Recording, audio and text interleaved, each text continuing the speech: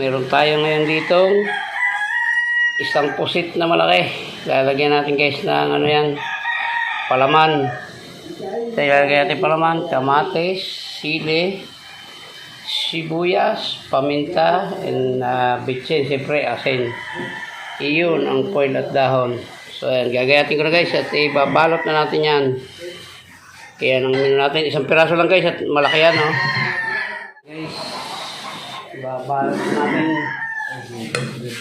sa dahon.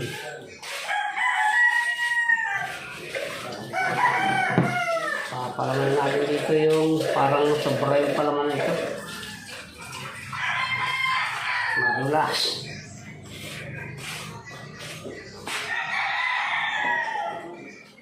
Kalang-bilang pa. Bali, pabalot mo natin sa foil. Kalaki na ito guys, ha? Shout out sa mga mama mana or mga kagagat.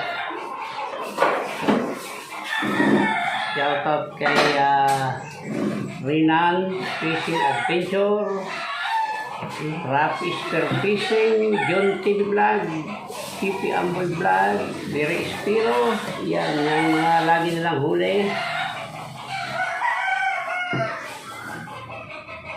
Yan, hindi kakasya guys. Hindi mo masasayang yan kung hindi kakasya. May lulutuin pa ako iba, doon natin isasama yan. Pilitin natin isaksak yan. Ibaling sa labas na lang yung ulo. Maluluto naman yan. At sa pinang-guys ng dahon nito, wala, hindi siya masunog. Yan o. Hindi pa siya masyadong sinisipay galing. Ayan, sakto lang. Yung ulo sa labas na lang. Okay, ibabalot na natin guys.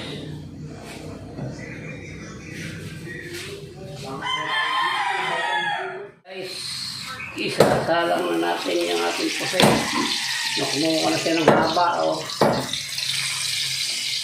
Tatakpan natin para yung muko.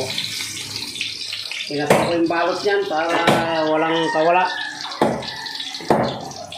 Ayun o. Tingnan natin guys. Yan na. Yan! Asbok na. Lumabas na yung ano. Yung tinta. Lumabas doon sa pinaka ulo niya. Pusit parang malaki yan. Ayan guys. So, abad ka rin natin. Para lutong-luto.